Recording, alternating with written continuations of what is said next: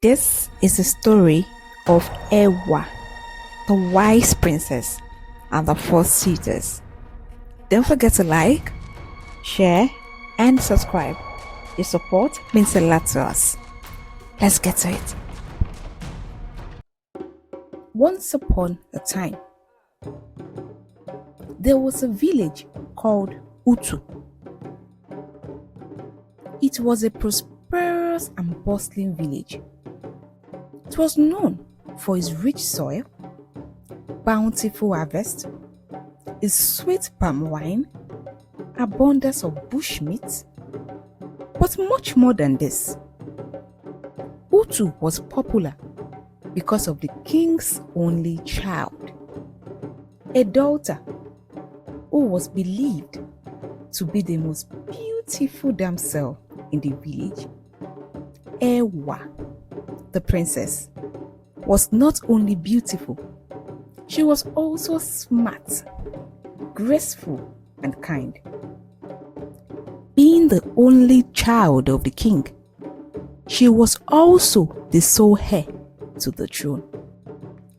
Her beauty was spoken of far and wide, and men all over the village kept seeking her out for marriage. But out of all these men, 4 met her father's approval. Makani, the most powerful hunter in the land. Jerome, the son of the market woman, leader. He was also the best ironsmith in the land. Alero, a prosperous merchant who traveled far and near and returned with exotic spices and goods to sell to the villagers. And lastly, Omahi, a drummer who was also a songwriter. It was difficult for Ewa to pick one out of the 4, as they all showered her with praise and attention. So to make things easier for her, her father, the king, announced that Ewa would pay a visit to the household of all the 4 of the suitors, and whichever pleases her the most will become the king's in-law and be married to her. When the 4 men heard of this, they were pleased, and they readied their household and made preparations ahead of her visit. Unfortunately, few weeks to the proposed visit, Ewa fell ill. A pox appeared on her face, and her face became severely disfigured and ugly.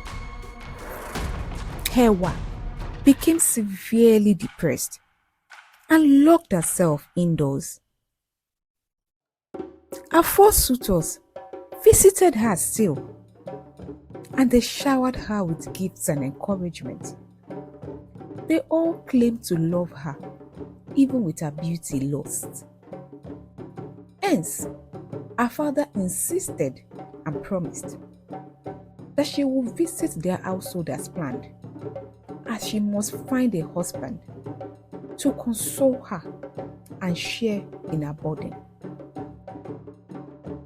Few days before the visit, news went round the village that the king has found a long-lost son, his very first child, and the son of a woman he had an affair with before his marriage to Ewa's mother.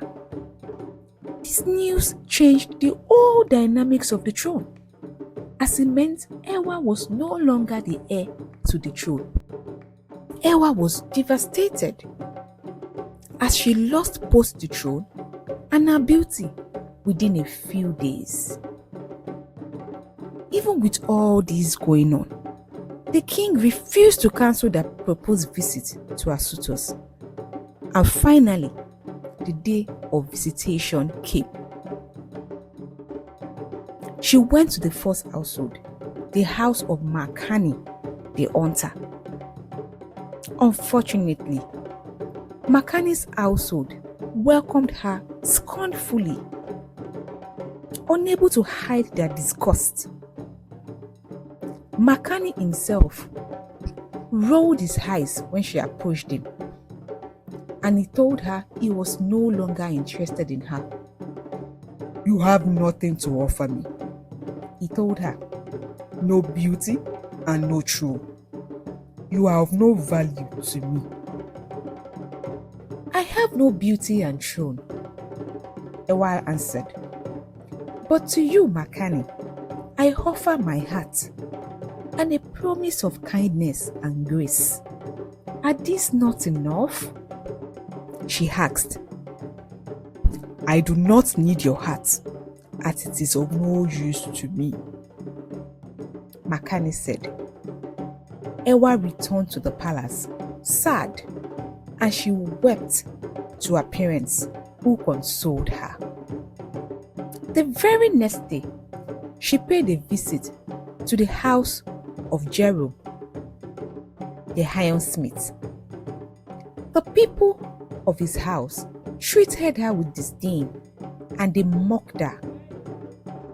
Jerome, on the other hand, pitied her, but his mother would have none of it. She has lost her beauty and claimed to the throne. What value can she offer this family? His mother asked. "But she is still a princess, mother. I can marry her for her father's wealth and marry another woman for my own desires," he answered. "I have no beauty and throne," Ewa said. "But to you, Jerome, and to your household, I offer my heart and a promise of my kindness. Are these not enough?" she asked. "We do not need your heart and your kind graces. Only with a promise to transfer your wealth to us can we take pity on you and have you as one of us," Jerome's mother answered. Ewa returned to the palace sad and wept again to her parents, who consoled her. The very next day, Ewa paid a visit to the house of Alero, the merchant. The household of Alero pitied her and tried to be kind to her, but Alero would have none of it. "She is ugly and without a throne. Of what use is she to us? But she is kind and her heart is good. Is that not what is important?" Alero's family answered. "Of what use is kindness, and of what use is a good heart without a good face?" Alero asked them. "I have no beauty. But to you, Alero, and to your household, I offer my heart and a promise of my kindness. Are these not enough?" "I do not need your heart," Alero answered. Ewa, broken by this mistreatment, returned to her father's house, sad, and wept as her father consoled her. The next day, she visited Omahi, the last of the four. Omahi welcomed her and prepared a feast for her. His family was reluctant and held back from her, so he spoke to them. "Anyone who will despise Ewa and whisper to make her uncomfortable will cease to be a member of my household," Omahi said. "But she has lost her beauty and the throne," they reminded him. "I loved her with her beauty and the throne, and even now, I love her still." Omahi played her music to gladden her heart, and he spoke softly to her. Ewa returned to the palace happy and glad and ran to her father, who embraced her and shared in her joy. Immediately, a wedding was planned between Ewa and Omahi. The other suitors laughed at Omahi, and the villagers whispered at how unfortunate Omahi was to be getting married to the disfigured princess who does not have a claim to the throne. The news of the wedding spread far and wide. Another day, Ewa used the veil to conceal her disfigured face. Omahi, on the other hand, looked happy, and the villagers marveled at how joyful he was at the union. Omahi danced in excitement, held Ewa by the hands all through the occasion, which lasted for days. At the end of the festivities, the king announced that it was time for him to retire and have his heir take over the throne. The villagers were expectant, as they had all heard of the king's lost heir who had returned. But to their surprise, the king announced to all that were gathered that Ewa was his heir. The old story of a lost and found son was a ruse orchestrated by him and his wife to ensure that whoever Ewa chose was with her for genuine reasons and not to get closer to the throne. This news shocked everyone. Then Ewa, in front of everyone, took off her veil, and to everyone's amazement, Ewa's face was smooth and she was as beautiful as she used to be, without any scar or disfigurement.